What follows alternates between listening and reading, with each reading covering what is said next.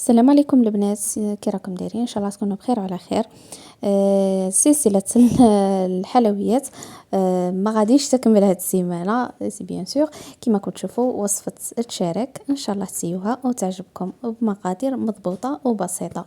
فوالا بنات، هنا تجيبوا ريسيبيون ديروا فيها مغرف لافاني وديروا ديروا نص كاس زبده ذايبه وديروا نص كاس زيت ونص كاس حليب. هذه سموها العجينه السحريه، يعني تخدموها بالعجينه السحريه وتخلطوها مليح مليح مليح، يعني باش الزيت ما يغبنكمش من بعدها. وفوالا، وهنايا جبت الفارينه، قعدت نغربل فيها وتكون الفارينه مغربله وفيها رشه تاع ملح. نبداو نلمو في هذيك العجينه تاعنا كيما كنتوا تشوفوا، يعني ما تقصحوهاش العجينه تاعكم، شويه شويه. فوالا كيما كنتوا تشوفوا هنا، من بعد اللي ليمت العجينه تاعي هذا هو القوام تاعها. نخلوها تريح، يعني اذا درتي العجينه تاعك الصباح خدميهم العشيه، اذا درتيهم في الليل خدميهم الصباح. فوالا هنا قعدت نوزن فيهم بالميزان. العجينه درتها الوزن 35 غرام، ولا فخس درت حسب 15 غرام. هنايا الحشوه تاعنا شنو نحتاجو فيها؟ نحتاجو 250 غرام كاوكاو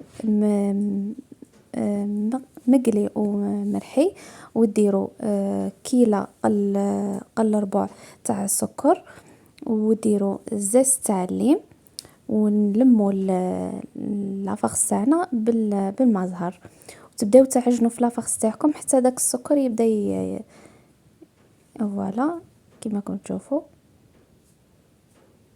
ومن بعد تشكلوا الكريات تاعكم على شكل كريات ولا حرابيش. فوالا، وهنا العجينه تاعنا كيما ها، او حبه الشارك تاعنا كيما ها نخدموها. يعني تبعوا الخطوات سهله وبسيطه، يعني حتى المكونات تاعها وتجيك كونتيتي تاعها مليحه. يعني في نص كاس هذاك تاع زبده ونص كاس زيت وهذيك المقادير اللي عطيتهم لكم تخدم لك 20 حبه. فوالا، تبعوا الخطوات تنجحوا في الوصفه تاعكم. ولا العجينه السحريه او الوصفه السحريه هذيك العجينه تشارك، يعني يليق لها زعما تخلطوها مليح مليح باش من بعد ما تبداش تطلق في اليدين تاعها ولا الزيت تاعها.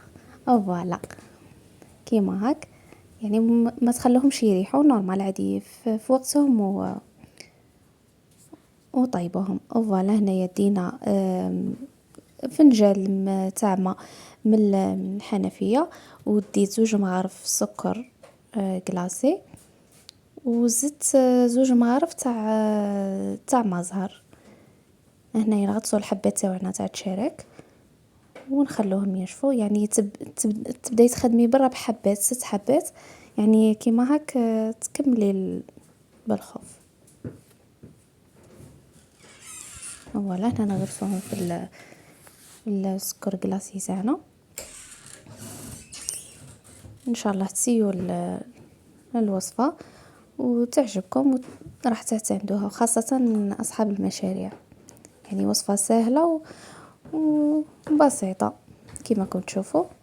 وهنايا تلموهم في السكر كلاصي وتخلوهم مده 4 دقائق ولا، وتبداو تخدموا في حبه الشارك تاعكم. وهنايا تبداي ترشي فيها وديريها في الكيسات تاعك. فوالا هذا هو الشكل تاعهم، وان شاء الله تسيوها تعجبكم. وشكرا.